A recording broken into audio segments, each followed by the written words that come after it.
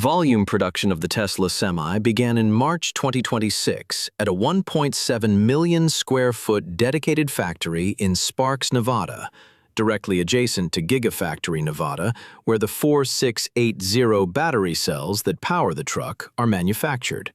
Building the Semi factory next to its own battery supply solves the exact bottleneck that delayed the program for 3 years. Throughout 2020 to 2022, Tesla had to prioritize battery supply for passenger cars over the Semi. That constraint is gone. The first public megacharger opened in Ontario, California in March, serving the I-10 and I-15 interchange near the ports of Los Angeles and Long Beach. Tesla is targeting 37 megacharger sites by end of 2026 and 66 across 15 states by early 2027. Dan Priestley and Franz von Holzhausen gave Jay Leno the most detailed public engineering walkthrough of the Semi since its 2017 unveil. The 7% aerodynamic efficiency improvement on the refreshed design brings the drag coefficient to 0.4, putting a Class 8 truck in the same aerodynamic territory as a Bugatti Veyron, far below the 0.6 to 0.9 range of conventional diesel cabs. At highway speeds, aerodynamic drag accounts for 50 to 60% of total energy consumption. A drag coefficient of 0.4 versus a typical diesel 0.7 means the Semi pushes through air with roughly 40% less resistance, translating into extended range and reduced battery requirements per route. The center driving position, allowing the cab to taper more narrowly at the top than any side seat design permits, is what makes that drag number achievable at Class 8 scale. The 1,000-pound weight reduction since the October 2023 prototype is not incremental. In trucking, curb weight is the direct enemy of payload revenue. U.S. regulations cap gross vehicle weight at 80,000 pounds for conventional trucks, with a 2,000-pound federal exemption for EVs extending that to 82,000 pounds. Every pound removed from the truck translates to a pound of freight that generates revenue.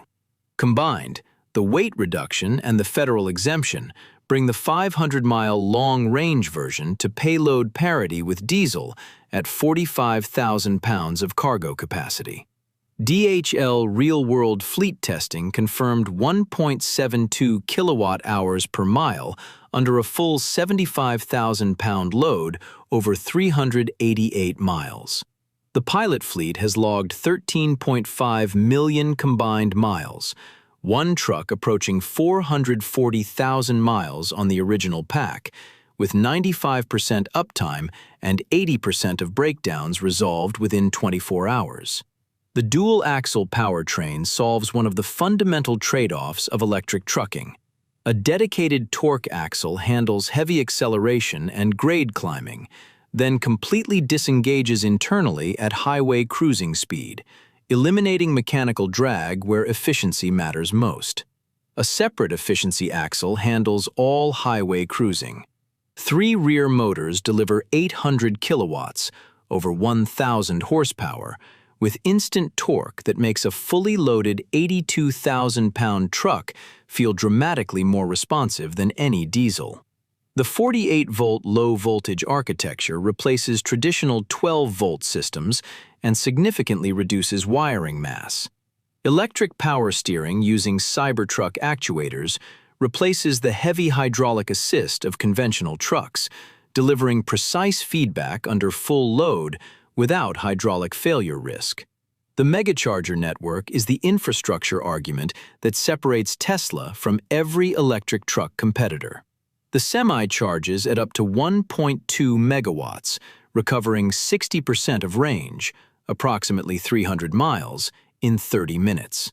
Federal hours of service regulations already require drivers to take a 30-minute rest break after 8 hours of driving. The charging window and the mandatory break align.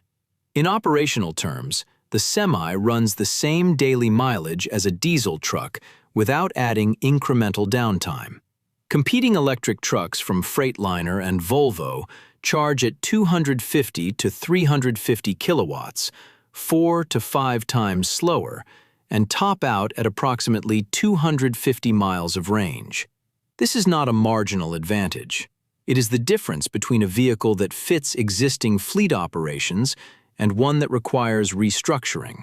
The economics work on two timelines fleet operators need to understand separately. Energy cost per mile is approximately 23 cents for the semi versus 80 cents for diesel at current California prices, a gap of 57 cents per mile. Over 100,000 annual miles, that is 7,000 per truck per year in energy savings alone. Maintenance savings are additional. No oil changes, no exhaust treatment, regenerative braking extending brake life. California HVIP subsidies of up to $20,000 per truck reduce the effective purchase price from approximately $90,000 to around $70,000, cutting the break-even against diesel to under 2 years. Over a battery life targeting 1 million miles, more than twice the diesel engine overhaul interval, the cost advantage compounds into a financial argument that is very difficult to dispute. The 50,000 unit annual production target needs honest framing. The U.S. Class 8 market is approximately 245,000 units per year. Hitting 50,000 would represent roughly 20% market share in year one, extraordinary for any new entrant at double diesel pricing. A realistic 2026 output is 5,000 to 10,000 units. The ramp follows Tesla's S-curve. Slow initial output while tooling and process issues are resolved, then acceleration as manufacturing confidence builds. Battery supply from the adjacent 4680 line is the key variable. Walmart, Costco, Cisco, US Foods, DHL, and Watt EV are among fleets actively running or receiving units. The autonomous trucking endgame is where the economics become genuinely transformative, and the social questions become genuinely difficult. A fully driverless semi, no hours of service constraints, operating continuously, removes approximately per mile in labor costs, currently representing a major portion of trucking expense. Profit margins could restructure, and consumer goods prices could fall. The counterargument is equally clear. Millions of professional truck drivers globally face direct displacement. The regulatory pathway to a driverless Class 8 truck on public highways is long, contested, and politically charged in ways that make FSD approval for passenger cars look straightforward. The semi rolling off the Nevada line in 2026 is not the vehicle Musk unveiled in 2017. Drag coefficient improved 7%. 1,000 pounds were removed. 48-volt architecture was added. Electric steering replaced hydraulic. The 4680 battery, targeting 1 million miles, was integrated. Fleet data from 13.5 million real-world miles validated reliability before a single production unit was delivered at volume.